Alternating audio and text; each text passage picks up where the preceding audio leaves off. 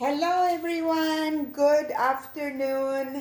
Today I just got home from work and one of my boss got me a Japanese maple.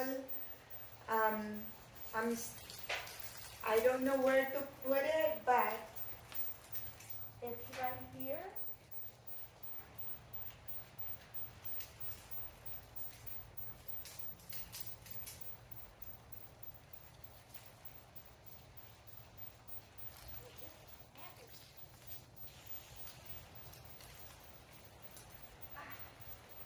I don't know where I'm going to put this.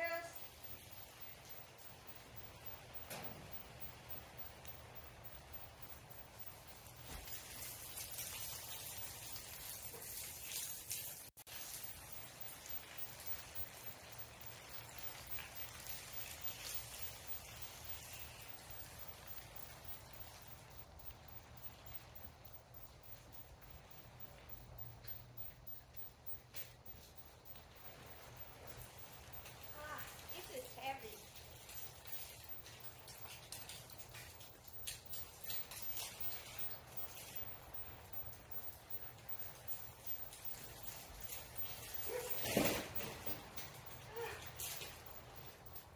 So, I don't really know where to put the Japanese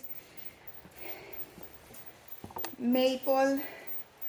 I am thinking to put it right in here. And, see? I'm thinking to put it right here.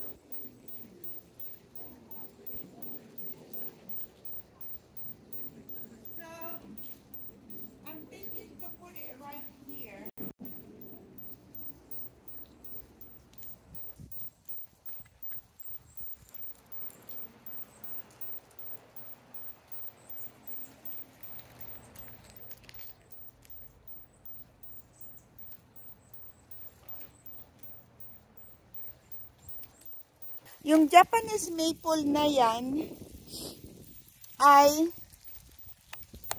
tumataas ng 30 feet high. Lumalaki. Ang talagang hinahanap ko na Japanese maple, yung kasing taas ko lang, mga 4 feet to 5 feet lang ang taas. Kasi ilalagay ko dyan sa mailbox. Behind mailbox. Ilalagay ko dyan. Ang kaso, yung Japanese maple na ito ay tumataas daw ng 30 foot ang taas. So, I'm thinking na ilagay ko siya dyan. Ang kaso, o kaya naman,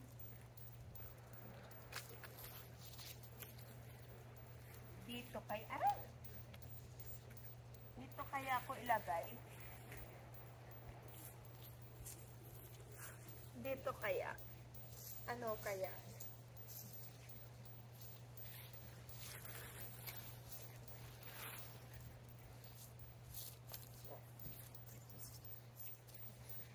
Saan ko kaya ilagay?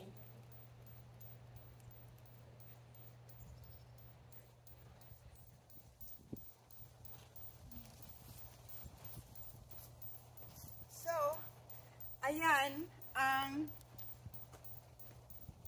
kaya naman, ilalagay ko siya sa likuran. Tingnan natin sa likuran. Ito ko dito sa harapan. Ang kaso, may kontrabida tayo everyone. Yung asawa ko, ayaw niya ng tree sa harapan.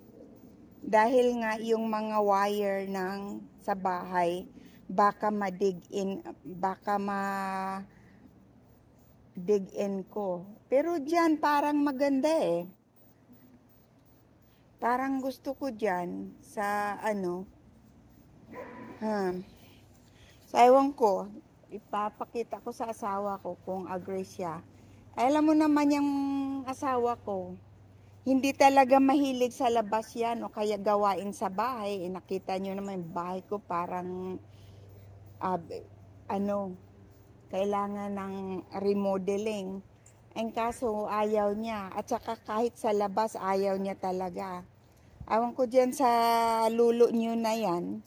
At talagang super tamad talaga yan pagdating sa gawain bahay at saka gawain labas. Gusto niya lang yan trabaho, nakaupo sa silya niya. Kaya naman, So, ayan, diyan ko sana, maganda sana dyan, everyone. Kaso nga lang, ang inaalala ko, yung kontrabida niyong lulo dyan, ay baka ayaw niya. So, ngayon, ang second opinion ko naman, ang second hope ko, baka sa likuran, tingnan ko.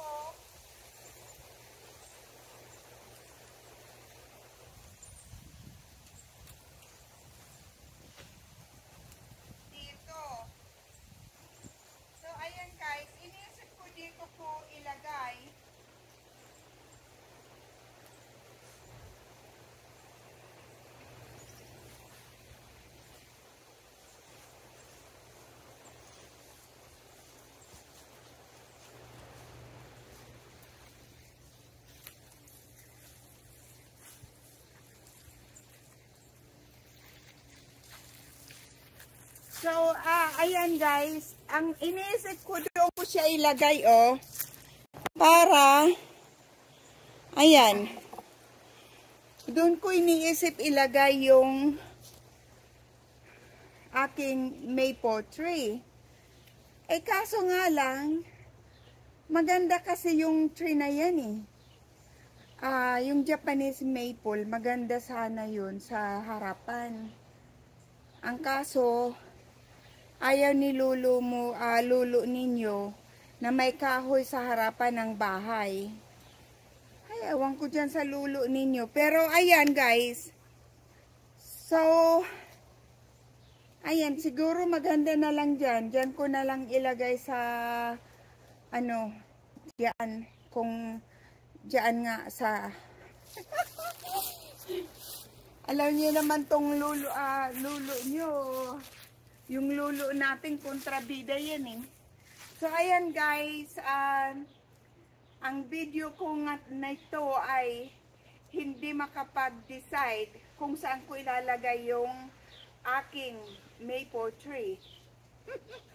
Kasi, itong lulo dyan nyo ay kontrabida. No? Kaya siguro, inisip ko dyan na lang. Kaso, maganda kasi yung maple tree na yan sa harapan. Pero, yung kaibigan ko, si Bakla, bibigyan ako ng maple tree. Yung maple tree na yan ay hindi daw tumataas ng mga mga kasing taas ko lang, mga 4 feet to 5 feet. Yung tree na ibinibigay sa akin. Kaya, siguro yan na lang ang ilalagay ko sa harapan behind my mailbox. Yun na lang siguro. Kaya mamaya, kukunin ko yung maple tree na yan at yan na lang ang ilalagay ko. Kasi nitong mga Nobyembre, ngayong buwan ang magandang magtanim ng mga maple tree. Kasi malamig at hindi mainit, nabubuhay daw. Ngayon daw ang magandang magtanim ng mga maple tree na ganitong buwan. Kaya yan. So, ayan lang ang video ko sa inyo, everyone. Ay, hindi ako makadecide kung saan ko ilalagay yung maple tree ko. So, ay, salamat sa panunood. Salamat sa inyong panunood.